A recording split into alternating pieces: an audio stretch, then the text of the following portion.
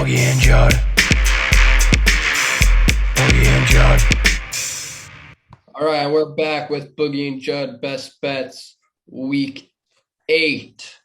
We got Boogie who's on us. He went 4-0 2 weeks ago, 2-2 this week. He's 6-2 in the last 2 weeks. He's on a hot streak. Let's start and listen in. Let's get his picks. Let's start with the first pick on his bet slip. Yep. My first bet this week is going to be Miami plus 13.5. This opened up at 11 and moved up. That's about 2 touchdowns. Buffalo right now is a good team. As like against bad teams, they don't demolish.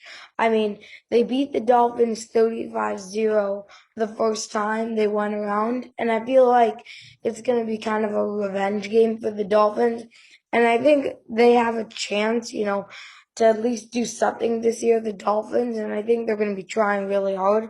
On the other hand, the Dolphins are actually getting games close now.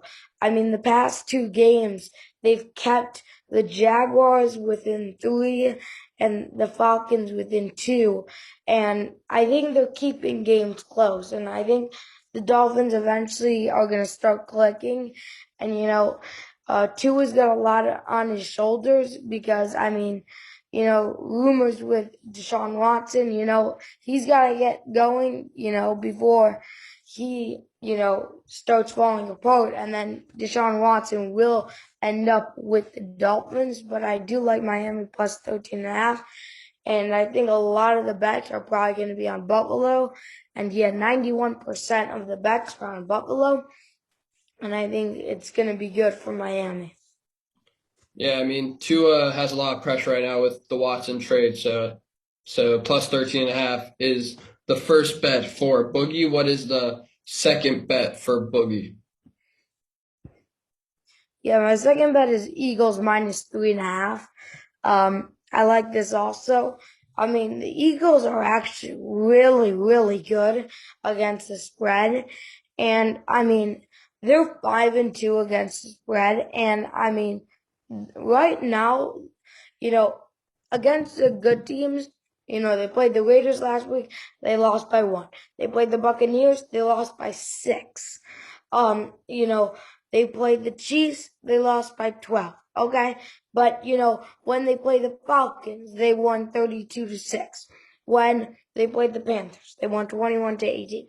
I think the Eagles, I think they had a pretty tough schedule to begin the season, but I think the Lions, they got to take advantage of, and I think they got to get going offensively more, and, they're not playing great defense.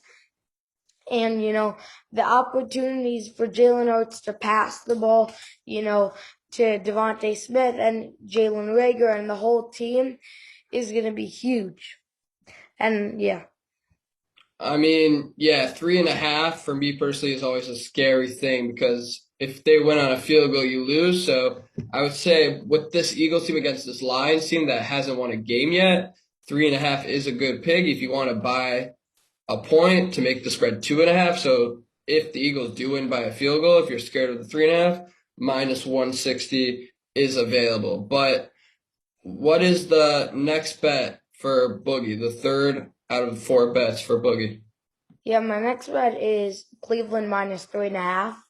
This is again another 3.5, but I like it. I think Cleveland, this is a rivalry game. It comes back from last year when Cleveland demolished in the playoffs.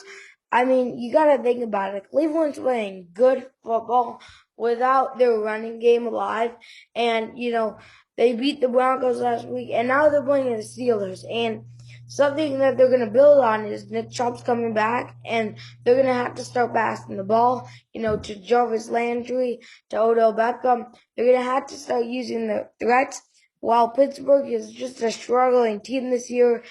As the season goes along, they beat the Seahawks, thank God, last week.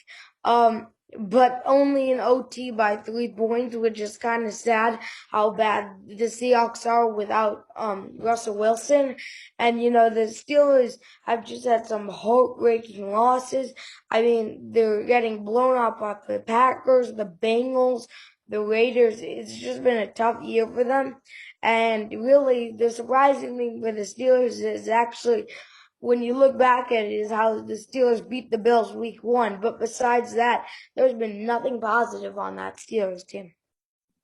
Yeah, I mean, this game, me personally, I'm staying away from because I think the Browns should win the game. But looking back with Mike Tomlin, he is 36-20 against the spread as an underdog, including just 8 against the spread losses in his last 33. So I'm just nervous about that game. Me personally, I'm staying away. But what is the last bet on Boogie's bet slip? Yeah, the last bet is actually Dallas minus 2.5. Probably a lot of people are picking them. I mean, it's a smart move. If you could bet it right now at 2.5, go for it easily because it probably will go higher. I mean, this sounds so ridiculous. I mean, Dallas is actually surprisingly, I mean, you look at it, they're 5-1. They're a legit team this year. And the Vikings are 3-3. And also Dallas is 5-1 against the spread. Dallas, I mean, the only loss came against the Buccaneers, and they lost by 2, and that was week 1. And I think if you look at that matchup again this week, Dallas could even, cut it within 1, I think. Dallas right now is playing good football, while the Vikings are also playing good football. But their wins are coming off of easy teams. And when they play the tough teams, like the Cardinals, they're losing. And like the Bengals, they're losing. But I think the Bengals are good and they keep the games close.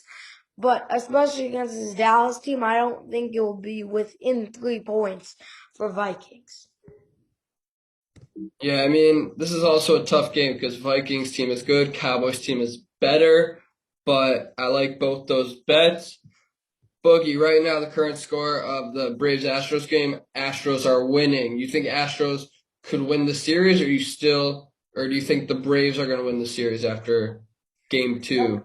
My bet is still on the Astros, as we talked about last time, and I think the Astros now got a little hedge over the Braves because of Charlie Morton, and I think going in, when they go to Braves, they gotta win, and I think the Astros pitching is the only problem, but I think when the Astros hitting comes alive, and I think, the Braves hit home runs a lot, but I don't think they hit as much singles, so they got to keep the Braves in the field. I think Travis Darnold already homered, and if the Braves keep on hitting home runs, it will get close, but I think the Astros all-around lineup can hit the ball. A wise man once told me singles and doubles win the game.